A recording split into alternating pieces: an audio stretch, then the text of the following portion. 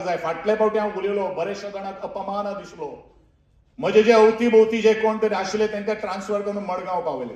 हांव केन्ना तांचे खातीर येयलो ना, कारण it is the responsibility of the director. पूण आमी सदांच सांगिल्लें आहा,